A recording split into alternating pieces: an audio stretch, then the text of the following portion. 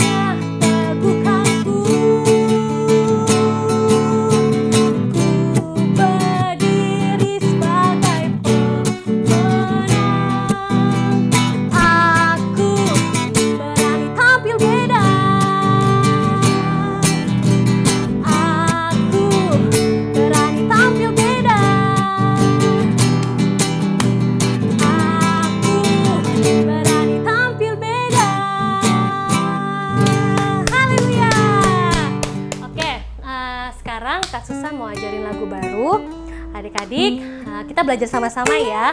Ikutin Kasusan nyanyi sama ikutin gerakan Kasusan. Oke? Kita mulai dari resnya.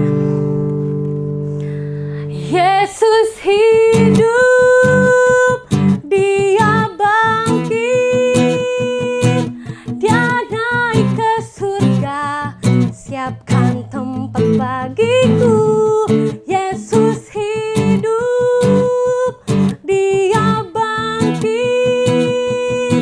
maut telah dipatahkan, kita jadi lebih dari pemenang. Haleluya. Kita ulang dari awalnya.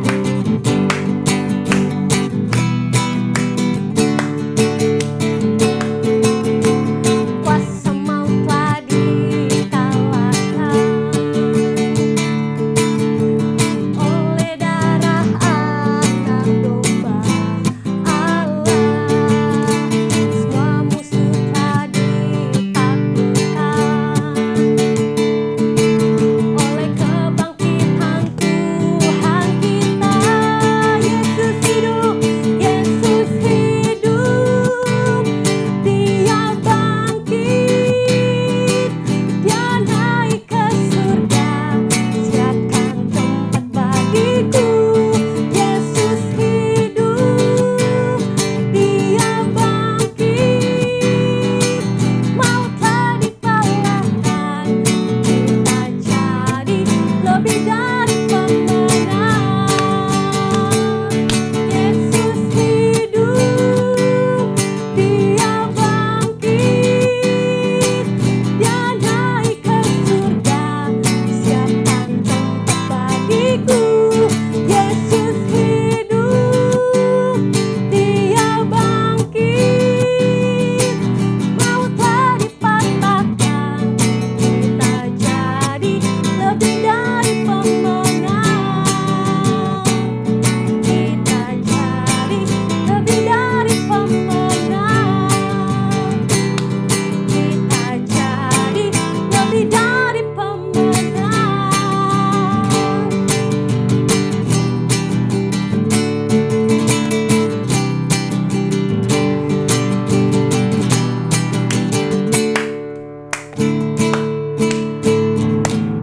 Haleluya. Shalom, selamat siang adik-adik yang diberkati Tuhan. Tadi kita sudah memuji dan memuliakan nama Tuhan. Sekarang saatnya kita akan mendengarkan sebagian dari cerita firman Tuhan. Cerita firman Tuhan hari ini diambil dari Markus 14 sampai 16. Nah, coba adik-adik, ada salah satu murid Tuhan Yesus yang mau menceritakan dari pengalamannya. Namanya Pak Petrus. Coba kita dengarkan ya. Tidak,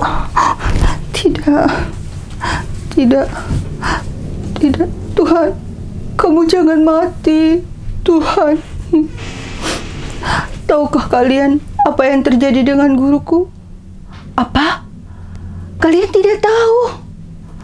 Baiklah, aku ceritakan. Jadi, ceritanya itu begini. Aku bersama teman-temanku, kami sedang makan bersama dengan Yesus. Lalu, Yesus bilang padaku bahwa aku akan menyangkal dia 3 kali. 3 kali? Katanya aku akan menyangkal dia 3 kali sebelum ayam berkokok. Tapi aku bilang, Tuhan, biarpun mereka semua tergoncang imannya, aku tidak. Sekalipun aku harus mati bersama-sama dengan engkau, aku takkan menyangkal engkau. Aku bilang gitu sama Tuhan. Lalu Tuhan Yesus mengajak kami semua pergi. Aku, Yakobus, dan Yohanes, Tuhan mengajak kami pergi ke Taman Getsemani. Di sana Tuhan berdoa. Kami pun disuruh berdoa. Tapi Tuhan Yesus berdoanya di sebelah sana, sedangkan kami disuruh berjaga-jaga di sebelah sini sambil berdoa. Tapi tahu nggak? Ternyata aku ngantuk banget. Mataku berat, aku ngantuk. Jadi waktu Tuhan Yesus menyuruh aku untuk berdoa dan berjaga-jaga, aku malah tidur. Bukan cuman aku, Yakobus dan Yohanes juga begitu. Kita semua tidur. ketika Tuhan Yesus datang, ternyata dia menemui kami. Kami telah tertidur. Setelah itu Tuhan pergi lagi. Tuhan pergi untuk berdoa lagi. Waktu Tuhan berdoa, kami masih ngantuk. Karena kami udah gak tahan. Jadi kami tidur lagi. Setelah itu Tuhan datang lagi untuk kedua kalinya kepada kami. Tuhan bilang, "Kenapa kalian tidak berjaga-jaga? Tidak bisakah kalian berjaga 1 jam saja?" katanya. Ternyata setelah itu Tuhan masih menyuruh kami berdoa. Tuhan kembali lagi berdoa. Dan kami pun ditinggal. 3 kali Tuhan kembali berdoa. Ternyata kami tidur. Dia mendapati kami tidur. Nah, tapi setelah itu Tuhan bilang, "Sudah waktunya." Saya nggak ngerti apa artinya sudah waktunya. Tiba-tiba pada saat itu banyak orang datang, para imam-imam, dan bahkan ada salah satu dari kami, namanya Yudas Iskariot. Yudas Iskariot ini, dia juga dari 12 murid Tuhan Yesus. Dia bersama-sama selalu dengan Tuhan Yesus. Bahkan di saat perjamuan kemarin, dia juga hadir. Nah, pada saat itu, orang-orang pada nanya, "Mana Tuhan Yesus?" Tiba-tiba Yudas Iskariot datang. Dia mencium Tuhan Yesus dan dia bilang, "Salam, Rabi," katanya. Tuhan Yesus bilang sama dia, "Engkau menyerahkan anak manusia dengan ciuman." Wah, setelah itu Tuhan Yesus ditangkap dan dia dibawa pergi. Sewaktu dia dibawa pergi, aku mengikuti. Tapi aku takut. Aku mengikuti dia pelan-pelan dari jauh. Kalau Tuhan Yesus ada di sebelah sana, aku dari sini, di belakang-belakang orang. Aku ngintip-ngintip. Wah, itu ada Tuhan Yesus. Nah, saat aku ada di bait Allah, di halaman bait Allah, ada seorang hamba perempuan imam besar. Dia bilang begini, "Engkau juga selalu bersama-sama dengan Yesus orang Nazaret itu." Aku bilang, "Enggak, bukan." Nah, setelah itu, karena aku takut sama dia, aku pergi lagi ke sebelah sana, yang agak jauh sedikit, karena aku kan takut. Nah, setelah itu, aku ketemu lagi sama dia. Dia bilang begini, "Iya benar, kamu juga termasuk salah satu dari mereka." Tapi aku bilang, "Enggak, bukan." Terus aku pindah lagi. Setelah aku pindah, ternyata orang-orang pada kenal sama aku. Mereka bilang gini, "Engkau juga selalu bersama-sama dengan Yesus orang Nazaret itu." Aku bilang, "Tidak, bukan. Aku nggak kenal orang yang kamu maksud." Tiba-tiba aku mendengar suara ayam berkokok. Kukuruyuk, kukuruyuk. Aku jadi ingat Tuhan bilang bahwa aku akan menyangkal dia 3 kali sebelum ayam berkokok. Setelah itu, aku menyesal bahwa aku telah menyangkal Yesus sampai 3 kali. Nah, dalam saat aku menyesal itu, aku tetap diam-diam mengikuti Yesus dari jauh. Aku lihat ternyata Tuhan Yesus itu disiksa dan bahkan dia disuruh pikul salib. Tuhan Yesus itu memikul kayu salib. Dia memikul kayu salib. Dia memikul kayu salib pelan-pelan sampai jauh, sampai di bukit Golgota. Nah, pada saat itu Tuhan Yesus akhirnya dipaku di kayu salib. Dia tangannya dipaku, kakinya dipaku, dan lambungnya ditusuk. Pada saat Tuhan Yesus mati, tiba-tiba tabir bait Allah terbelah 2. Nah, di saat itu juga aku jadi ingat, waduh, kenapa ya aku menyangkal Tuhan Yesus sampai 3 kali. Aku menyesal. Aku hanya bisa melihat Tuhan Yesus disalib dan sekarang dia sudah dikuburkan. Dia dikuburkan. Kami semua, teman, saudara, Maria, Ibu Yesus, kami semua sangat sedih. Sangat sedih. Shalom adik-adik. Nah, tadi kalian sudah dengar kan cerita dari Om Petrus. Nah, tadi yang cerita itu namanya Petrus. Petrus itu adalah salah satu dari murid Tuhan Yesus. Cerita itu ada di dalam Markus 14-16. Tapi jangan khawatir, cerita itu tidak hanya di situ saja. Masih ada kelanjutannya. Coba kita buka dalam Markus 16 ayat 6. Kali dibacain ya. Tetapi orang muda itu berkata kepada mereka, "Jangan takut. Kamu mencari Yesus orang Nazaret yang disalibkan itu. Ia telah bangkit. Ia tidak ada di sini. Lihat, inilah tempat mereka membaringkan dia. Tetapi sekarang pergilah, katakanlah kepada murid-muridnya dan kepada Petrus, ia mendahului kamu ke Galilea. Di sana kamu akan melihat dia seperti yang sudah dikatakannya kepada kamu." Nah, adik-adik, tadi kita mendengar cerita Petrus. Petrus itu menyesal. Nah, ternyata Tuhan Yesus itu, dia mati di atas kayu salib, itu bukan kekalahan sebagai umat Tuhan, bukan. Tapi justru dengan kematian Yesus di kayu salib, dia telah menebus dosa kita. Dosa Kak Lady, dosa adik-adik, dosa mama, dosa papa, dosa semua manusia yang mau percaya kepada Tuhan Yesus. Nah, seperti Petrus tadi, dia mau menyesal. Dia menyesal dan dia minta ampun kepada Tuhan. Tuhan mau mengampuni Petrus. Begitu juga kita. Kalau kita telah berdosa, kita melakukan sebuah kesalahan, kita nggak usah takut, kita nggak usah malu. Tapi yang harus kita lakukan adalah kita berdoa meminta pengampunan kepada Tuhan, kita menyesali dosa kita, dan kita kembali melakukan hal-hal yang baik. Kita nggak boleh lagi melakukan dosa yang tadi kita lakukan itu.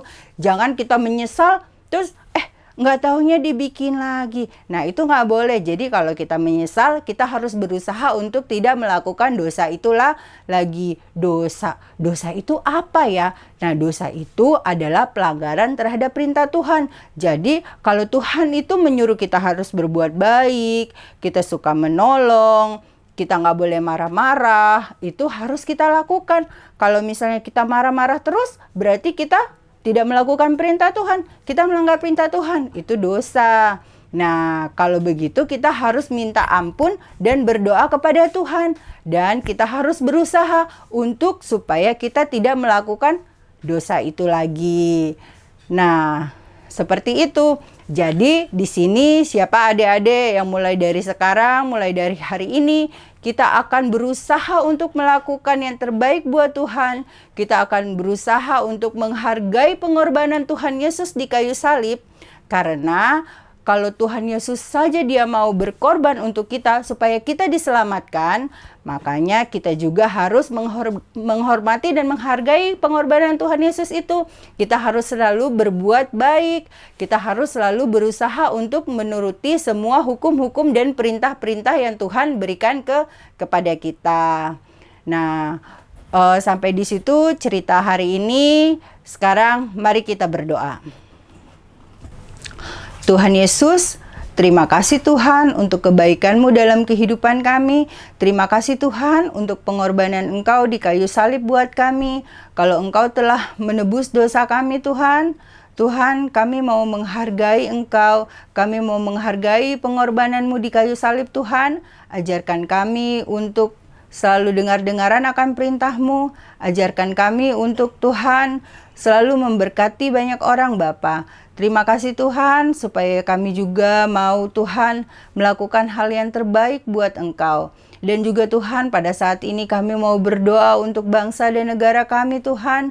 Di tengah situasi yang terjadi pada saat ini Bapa, biar Engkau memberikan kekuatan kepada bangsa dan negara kami Tuhan. Dari Tuhan, pemerintahan-pemerintahan kami, dari yang teratas sampai yang terbawah Bapa, biarlah Engkau yang menolong kami Tuhan. Engkau yang memberi kekuatan Bapa, Engkau memberi hikmat, akal budi, dan marifat Tuhan untuk para pemimpin kami Tuhan. Supaya di tengah-tengah wabah yang ada Tuhan, kami boleh tetap Tuhan setia kepada Engkau, dan kami boleh tetap berharap kepada Engkau Tuhan. Dan terlebih lagi Tuhan, supaya kami berdoa supaya wabah ini cepat berlalu Bapa, sehingga kami boleh berkumpul bersama-sama lagi, kami boleh memuliakan dan memuji nama-Mu Tuhan. Di tempat kami Tuhan biasa memuji dan memuliakan nama Engkau. Terima kasih Tuhan, kami mau menyerahkan seluruh kehidupan kami ke dalam nama Tuhan Yesus. Haleluya, amin.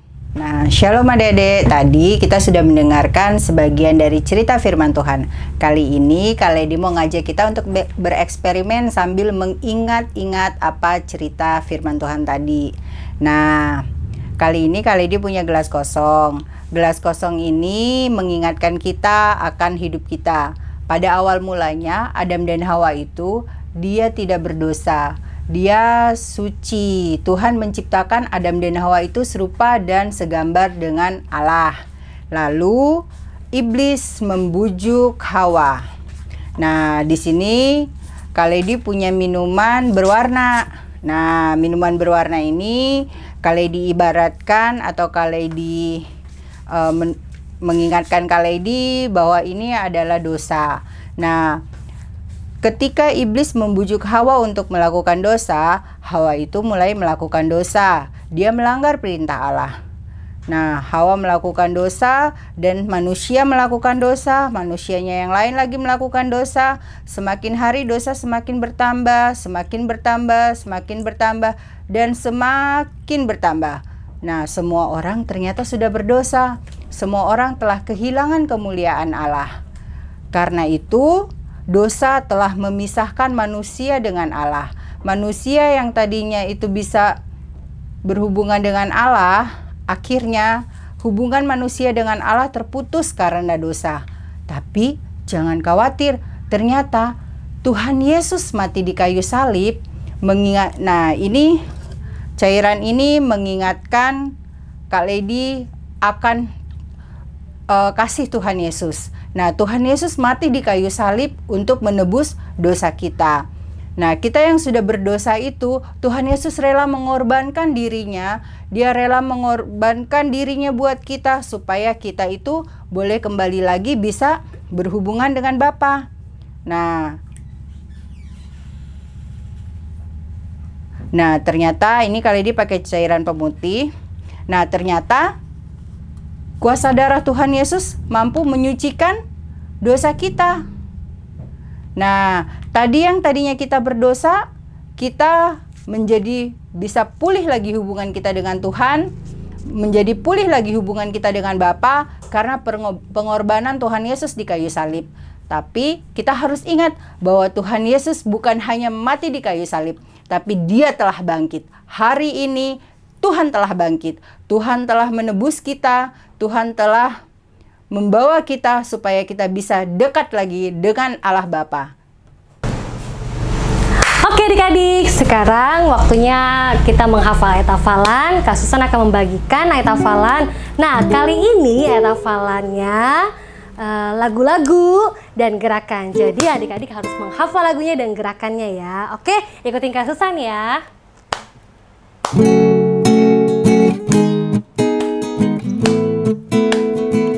Karena begitu besar kasih Allah akan dunia ini, sehingga Ia mengaruniakan anaknya yang tunggal, supaya setiap orang yang percaya kepadanya tidak binasa, melainkan beroleh hidup yang kekal.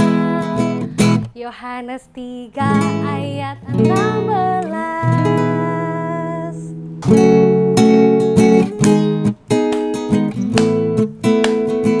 Karena begitu besar kasih Allah akan dunia ini, sehingga Ia mengaruniakan anaknya yang tunggal, supaya setiap orang yang percaya kepadanya tidak binasa, melainkan beroleh hidup yang kekal. Yohanes 3 ayat 16.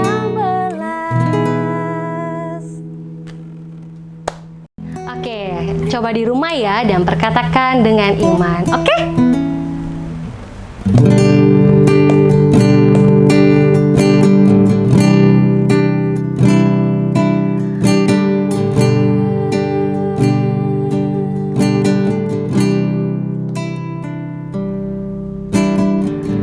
Telah kulihat bukti kasih-Mu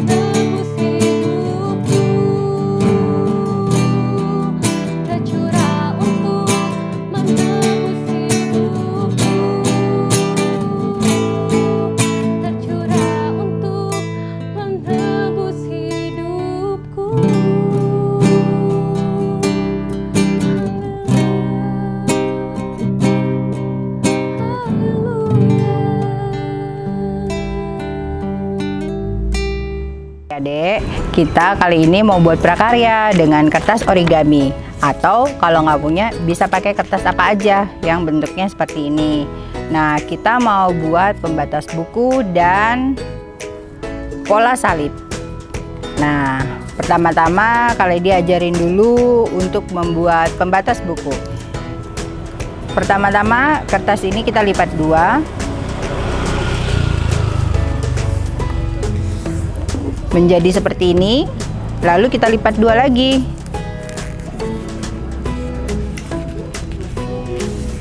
Bentuknya menjadi segitiga sama besar. Ya, tadi lipat dua, ini lipat dua lagi. Setelah itu udah lipatannya kita buka lagi, lalu kita membuat lipatan ke atas menjadi seperti ini. Nah, setelah itu kita lipat lagi yang di sampingnya, kita lipat sebelahnya juga, kita lakukan hal yang sama.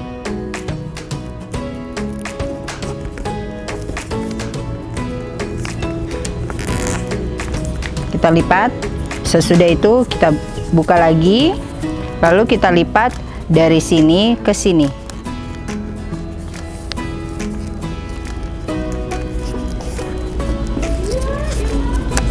Kita lipat dari sini ke sini. Ini yang tadi sudah dibuka, kita lipat lagi.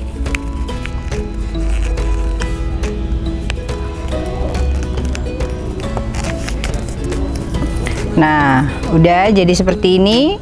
Kita tinggal masukkan lipatan kertas yang tadi ke dalamnya, yang sebelahnya juga kita masukkan.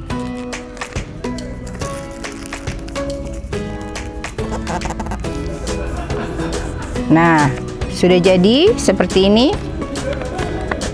Kalau sudah jadi, ini kita lipat dua, lalu kita gunting sedikit. Guntingnya begini supaya nanti akan menjadi bentuk hati. Di sininya boleh digunting sedikit juga biar cantik. Nah, jadinya seperti ini ya. Kalau kurang rapi kita rapikan. Nah, sudah jadi. Nah, ini bisa dipakai untuk pembatas buku. Kita tinggal masukkan. Jadi kalau misalnya kita lupa, kita sudah baca sampai mana ya, bisa jadi sebagai pembatas buku. Yang kedua, kita mau buat pola salib. Caranya adalah kita bagi ini, kita lipat seperti ini, kurang lebih kita sisakan segini, kira-kira menjadi 3 bagian ya. Nah, setelah itu kita lipat dua lagi sama besar menjadi seperti ini. Tadi dari seperti ini kita lipat dua menjadi seperti ini. Nah, setelah itu kita lipat ke dalam, kita buka, lipat ke dalam, kita lipat ke dalam menjadi seperti ini ya. Setelah itu kita tutup, bentuknya menjadi seperti ini. Setelah itu dengan penggaris coba kita ukur kurang lebih 2 cm. Kita tandain di sini. Di sini kita tandain 2 cm. Nah, udah ya, ini kan udah ada tandanya. Kita garis.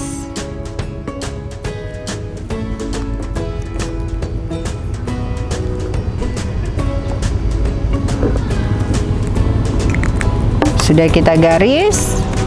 Di sini ada tanda hasil garisan kita. Nah, tanda ini, tanda yang sudah kita garis tadi, kita potong.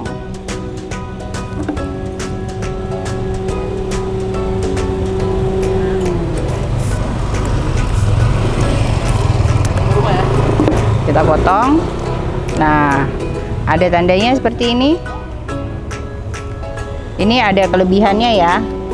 Nah, kita samain, kita ratain, kita potong dengan yang ini.